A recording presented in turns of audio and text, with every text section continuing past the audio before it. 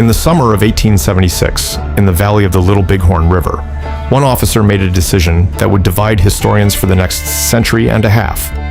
Major Marcus Reno had spent his career soldiering through the Civil War and the long, grinding campaigns of the Indian Wars, but nothing in that record prepared him for the afternoon he led 3 companies of the Seventh Cavalry into a village he had badly underestimated. When the shooting stopped, George Armstrong Custer and everyone who rode with him were dead.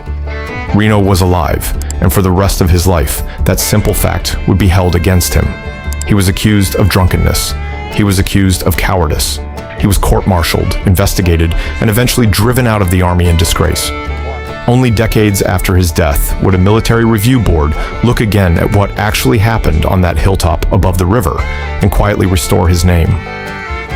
Long before that vindication, though, Reno wrote his own account of the battle, a detailed first-person record of the charge, the retreat, and the desperate 3-day siege that followed. What you're about to hear is his story, told largely in his own words. The confusion of that first charge into the valley, the scramble for high ground, and the long night and day his surrounded command spent fighting for their lives. While a few miles away, Custer and 5 companies were being wiped out. This is Marcus Reno's account of Custer's last stand. When General Custer gave the order to attack the village, I put my 3 companies into motion, and we crossed the river and moved forward across the valley floor about 1.5 miles toward where the pony herds and lodges stood in the distance. The ground was open and dry, and every man in the column could feel how exposed we were. Almost immediately, gunfire started reaching us from ahead and off to the sides, scattered at first, then thickening, and I understood before we had covered half that distance that whatever information Custer had been given about the size of that village was wrong. We kept pushing forward until it became plain that we were riding into far more warriors than 3 companies could handle mounted. They were pouring out of the timber and out of the village itself in numbers I had not expected, and holding formation on horseback under that kind of fire would have gotten every one of us killed in the open. I gave the order to dismount and form a skirmish line on foot, spacing the men out and putting our carbines to use.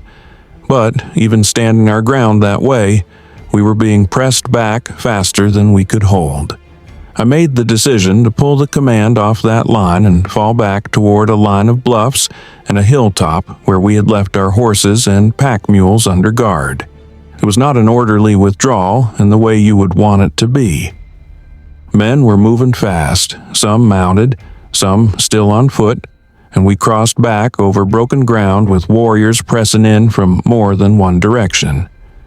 When we reached the high ground, I had the men get down behind whatever cover they could find, mostly low sagebrush and the folds of the hillside itself, and we started digging in as best we could with no time and almost no tools.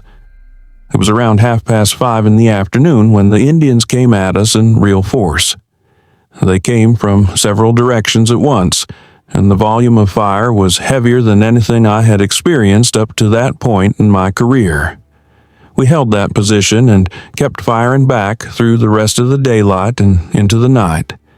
And I remember how strange it was to keep fighting an enemy you could barely see once the light went, aiming at muzzle flashes and the sound of hooves and voices moving around us in the dark. Around 9 o'clock, the pressure eased. The warriors pulled back from the hilltop, though we could still hear them all around us in the darkness, singing, moving, keeping fires going down in the valley. We used that lull to improve our position. There was no time to bring up entrenching tools, so the men used whatever they had, knives, mess plates, tin cups, canteens, and scraped out low trenches and breastworks in the hard ground through the night, working in the dark, expecting the attack to resume before we finished. We had a few hours of relative quiet, but by around 2:30 in the morning on the 26th, the Indians came at us again, and this time it did not let up. That attack ran from before dawn until roughly 9:30, wave after wave of fire pouring into our position from the surrounding high ground. At the same time, they turned their attention to our horse herd, firing into the animals from a hill that sat just far enough away that our carbines could not reach it. We lost horses and mules through that entire stretch and could do nothing about it. At around 8 that morning, they concentrated an attack against Colonel Bentine's position on our line, pressing in close enough that one warrior rode almost on top of a soldier who had already fallen, trying to count coup on the body, and he was shot down before he could finish it. By that point, we had a growing number of wounded men and almost no water left, and I knew we had to do something before the situation became unmanageable. The nearest water was down at the river, roughly 600 yards from our position across open ground that the Indians had covered with fire since the fighting began. Colonel Bentine organized a party of volunteers to go for it, and we put together a skirmish line to lay down covering fire while they made the run down to the water and back. It cost us. One of the volunteers was killed, and 6 more were wounded getting that water, but they got it, and it went straight to the men who needed it most. The Indians kept harassing our position through the rest of that day, but there was a change in how they were behaving, less concentrated, less determined than the attacks of the night and morning before. I watched them set a large fire out in the valley below us, and it threw up a wall of dust and smoke that spread across the whole basin. Behind that cover, it looked like they were pulling out in an organized column, moving off toward the Bighorn Mountains, something like 30 miles to the southwest. For a moment, watching that movement, I let myself think it might mean Custer was finally coming up to relieve us. We had no way of knowing, not yet, what had actually happened to him and the 5 companies that rode north with him. It was not until the next morning that General Terry's column reached us with the truth. Colonel Bentine and his men were sent out to the battlefield where Custer had gone down, and they were the ones who confirmed what none of us had wanted to believe and identified the officers among the dead.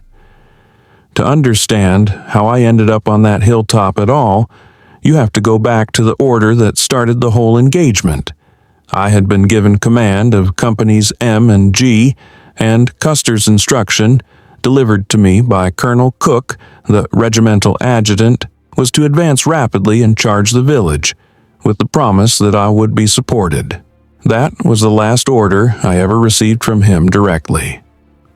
Cook rode with me for a short distance, and Captain Keogh came along as well. I remember Keogh saying that they were all coming with the advance, that he was coming too. But after we crossed the ford into the valley, I never saw either one of them again.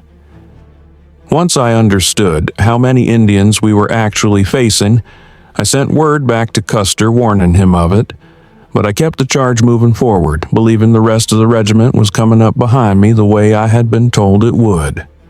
As we got closer to the village, I could see warriors working around behind my left flank, cutting off any line I might have used to fall back the way we had come, and it became clear in that moment that I was not going to be supported, that I was on my own with 3 companies against a village that size.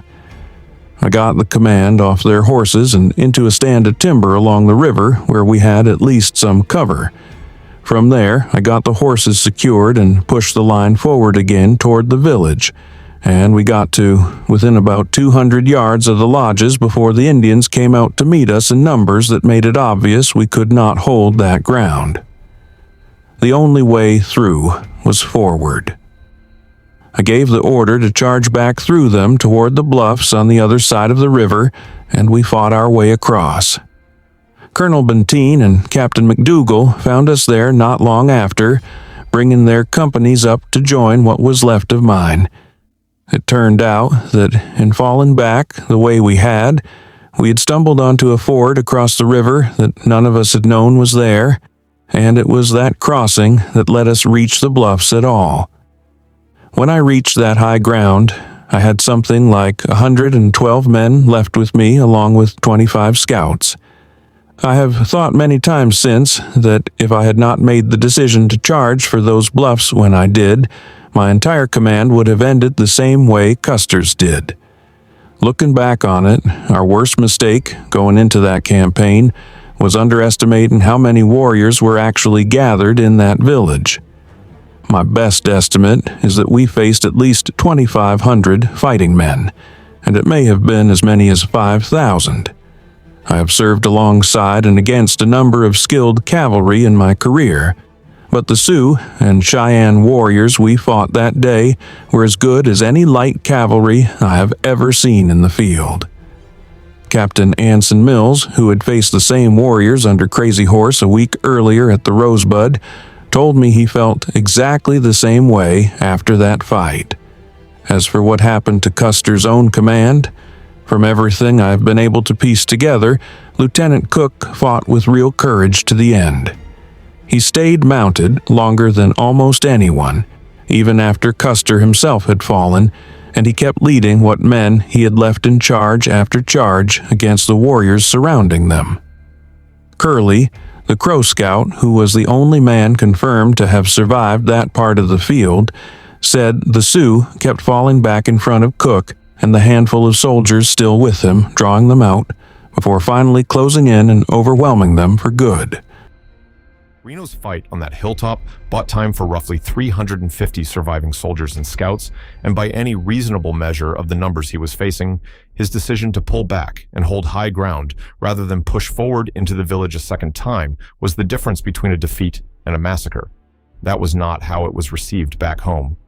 In the years that followed, Reno was accused publicly of drunkenness, cowardice, and simple incompetence for what he had done and had not done on the 25th of June. He took over command of what remained of the 7th Cavalry after Custer's death, and an official court of inquiry that examined his conduct in 1879 ultimately cleared him of the most serious charges. It did not save his career.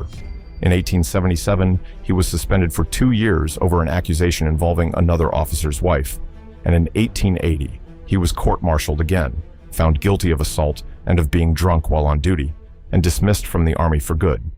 He spent his remaining years fighting, without success, to have that ruling overturned, and he died of cancer in Washington, D.C. in 1889, buried at first in an unmarked grave. It took until 1967 for a military review board to reopen the case, examine the original record for themselves, and change his discharge to honorable. His remains were moved to the Custer National Cemetery on the same battlefield where his command made its stand. If you want to understand what really happened at the Little Bighorn, beyond the myth of Custer's last stand, Reno's own account is one of the few first-hand records that survives from that hilltop, and it is worth sitting with. Subscribe for more first-hand accounts from the men who were actually there.